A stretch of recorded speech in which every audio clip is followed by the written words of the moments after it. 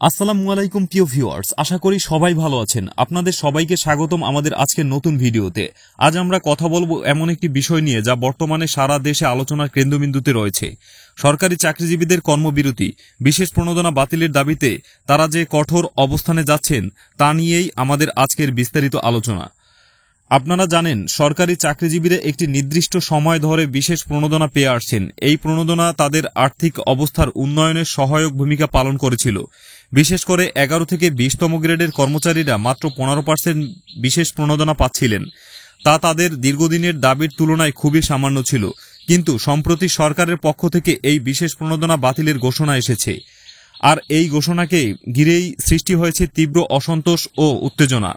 বিশেষ প্রণোদনা বাতিলের সিদ্ধান্তে সরকারি চাকরিজীবীরা ভীষণভাবে ক্ষুব্ধ। তাদের মতে এই প্রণোদনা বাতিল হলে তাদের দৈনন্দিন জীবনযাত্রার ব্যাপক প্রভাব পড়বে।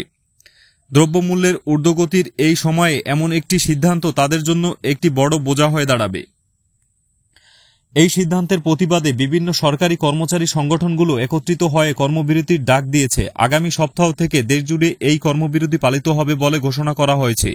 তাদের দাবি, কমপক্ষে 50% মহার্ঘ ভাতা কার্যকর এবং বাতিলকৃত 15% বিশেষ প্রণোদনা পুনর্বহাল না করা পর্যন্ত তারা কর্মবিরতি চালিয়ে যাবেন।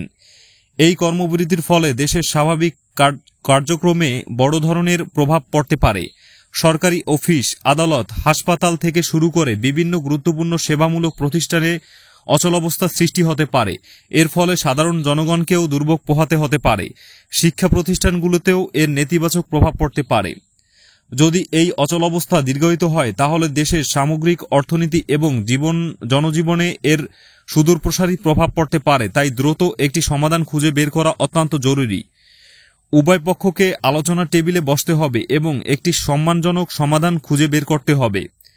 আমরা আশা করি সরকার ও সরকারি চাকরিজীবীদের মধ্যে একটি ইতিবাচক আলোচনা হবে এবং এই সমস্যা দ্রুত সমাধান হবে।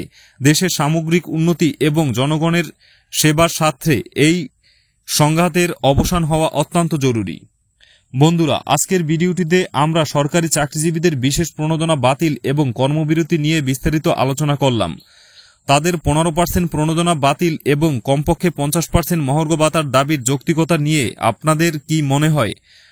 আপনাদের মতামত আমাদের কমেন্ট বক্সে জানাতে ভুলবেন না। ভিডিওটি ভালো লাগলে লাইক করুন, বন্ধুদের সাথে শেয়ার করুন এবং আমাদের চ্যানেলটি সাবস্ক্রাইব করতে ভুলবেন না। আমরা নিয়মিত এমন গুরুত্বপূর্ণ বিষয় নিয়ে আপনাদের সামনে হাজির হব। সবাই ভালো থাকবেন, সুস্থ থাকবেন। দেখা হবে পরের ভিডিওতে। আল্লাহ হাফেজ।